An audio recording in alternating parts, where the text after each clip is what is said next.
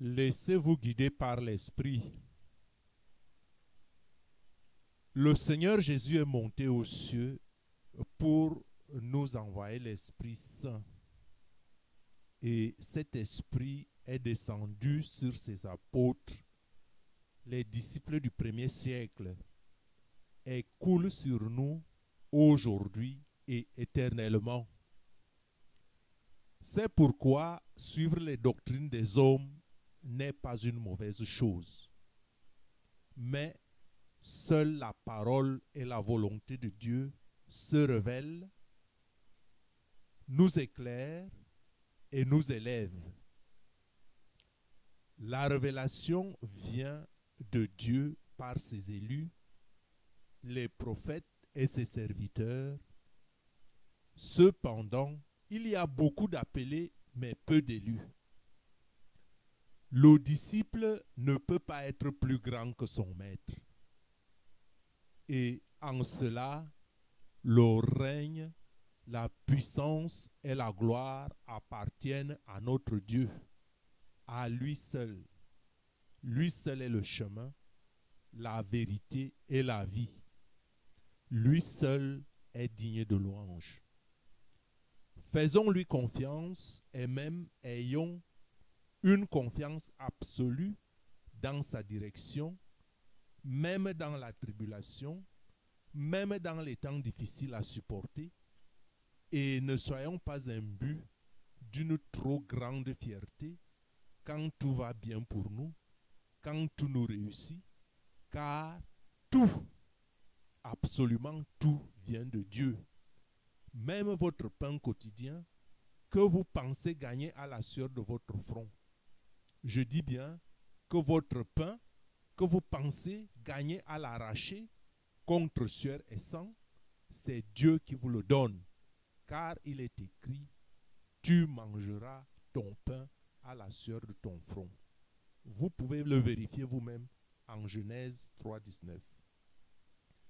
C'est pourquoi cherchez Dieu, le seul et unique vrai Dieu, et ne vous laissez pas tromper par la génération présente et ses voies qui sont dans ce monde d'abondance. Les voies de la génération présente, dans ce monde d'abondance, dis-je, où beaucoup cependant croupissent dans la misère et meurent de faim, et surtout la faim spirituelle. Il y a une faim spirituelle dans le monde. Soyons donc des hommes et des femmes fermes dans la foi. Soyons des enfants fidèles, faisant tout par amour pour nous-mêmes, par amour pour Dieu et par amour pour le prochain. Parce que la normalité est la norme qui régisse notre monde aujourd'hui, c'est le moi, du moi et encore le moi, rien que soi, pas plus. Et tout cela vient de l'ennemi qui veut nous cerner de toutes parts et pour nous éloigner du commandement de Jésus-Christ. Le commandement de Jésus-Christ qui n'est pas de nous aimer nous-mêmes par égoïsme, mais de nous aimer afin d'aimer Dieu et d'aimer notre prochain. Car comment celui qui ne s'aime pas peut-il prétendre aimer les autres? Bref, l'amour de soi en tant qu'égoïsme est du malin et les œuvres de la chair sont aussi du malin, car il est écrit, l'amour du monde est inimitié de Dieu. Selon Jean, 1 Jean, chapitre 2, au verset 15, où on lit, n'aimez point le monde, ni les choses qui sont dans le monde. Si quelqu'un aime le monde, l'amour du Père n'est point en lui, car tout ce qui est dans le monde, la convoitise de la chair, la convoitise des yeux et l'orgueil de la vie, ne vient point du Père, mais vient du monde. Et le monde passe, et sa convoitise aussi, mais celui qui fait la volonté de Dieu demeure éternellement. Alors, ce verset parle ici, celui qui fait la volonté de Dieu, et précise que celui qui fait la volonté de Dieu demeure éternellement. Que signifie donc faire la volonté de Dieu?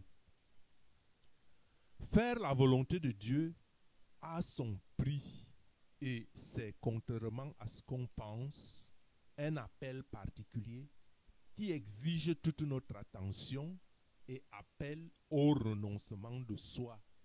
Le renoncement de soi qui s'oppose à l'égoïsme, à celui qui pense qu'à lui-même. Le renoncement, disais-je, s'oppose donc au culte du soi et il y a des exemples bibliques qui font montre de ce que c'est que faire la volonté de Dieu. Le premier exemple est celui de Job, qui, frappé par un grand malheur, n'a point injurié Dieu, mais il proféra Dieu a tout donné, Dieu a tout repris. Je dis que Job n'a pas injurié Dieu, mais qu'est-ce qu'il a proféré? Il a proféré Dieu m'a tout donné et Dieu m'a tout repris. Que son nom soit loué, avait-il conclu. Nous savons en outre que le malheur de Job ne venait pas de la main de Dieu, mais de la main de Satan. Même si pour une preuve de foi, Dieu l'avait permis. Et en serait-il aussi le cas pour vous, pour vos épreuves? Endure toutes des épreuves que tu trouves insupportables.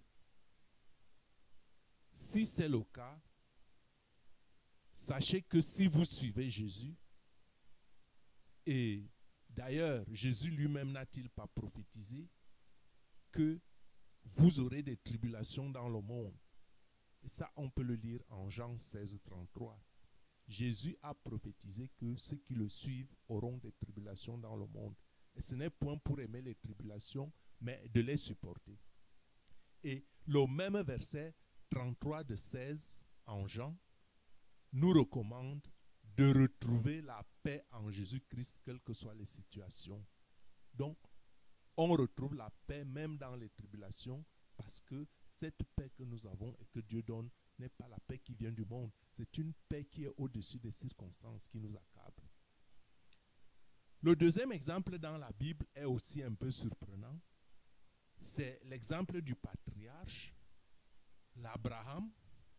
Abraham amena son fils unique Isaac en sacrifice d'holocauste sur un autel à Morija, en témoignage de sa fidélité et de son obéissance à la volonté de Dieu.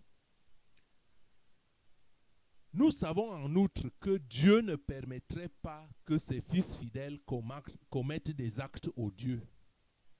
Et c'est la raison pour laquelle Dieu a pourvu un bélier à Abraham à la place de Isaac. Et l'Éternel ne pourvoira-t-il pas à tous vos besoins, aux besoins de ses fidèles enfants, si vous lui restez fidèles? Le troisième exemple, celui de la volonté de Dieu, est que vous ne suiviez pas les voies du monde. Savez-vous pourquoi? N'est-il pas écrit « J'accomplirai à votre égard ma bonne parole » car, dit le Seigneur, en Jérémie 29, 11, « Je connais les projets que j'ai formés sur vous, dit l'Éternel, projets de paix. » Cette paix que je venais de parler de tout à l'heure, cette paix qui ne vient pas du monde. L'Éternel a pour nous des projets de paix, même si pour le moment vous ne la retrouvez pas. Des projets de paix et non des projets de malheur, afin de vous donner, continue le Seigneur, un avenir et de l'espérance. Et le Seigneur ajoute, vous m'invoquerez et vous partirez, vous me prierez et je vous exaucerai. Vous pouvez le lire vous-même en Jérémie 29, verset 11. Et frères et sœurs, comme j'ai déjà publié 2 vidéos sur ceux qui sont les 144 000 élus de Dieu, pourquoi je parle de cela ici? Je parle de cela pour vous dire que il y a ceux que Dieu a choisis, ceux que Dieu a élus. Il y a 144 000. Peut-être me direz-vous, c'est trop petit, mais pourquoi pas ne pas essayer? Dieu a choisi 144 000 élus. Et j'ai déjà publié 2 vidéos sur les 144 000. Je vous mettrai des liens en dessous à la barre de cette vidéo, à la barre des commentaires. Donc, quand vous invoquez Dieu, c'est pour quel but? Vous invoquez Dieu pour un but. Et qu'est-ce que vous demandez à Dieu? Avez-vous un but élevé ou bien c'est juste votre pain quotidien? Eh bien, moi, je vais vous donner un conseil. Je vous conseille de demander de grandes choses à Dieu et vous en obtiendrez les plus petites d'abord et Dieu lui-même s'en occupera et vous donnera de plus bien grandes choses. Car Dieu est celui qui donne et réalise des projets au-delà même de nos espérances. Dieu nous donne toujours au-delà de nos espérances. Et c'est pourquoi ne vous contentez pas toujours de demander des petites choses à Dieu. Demandez des grandes choses à Dieu et priez-le, même si cela prend du temps pour se réaliser.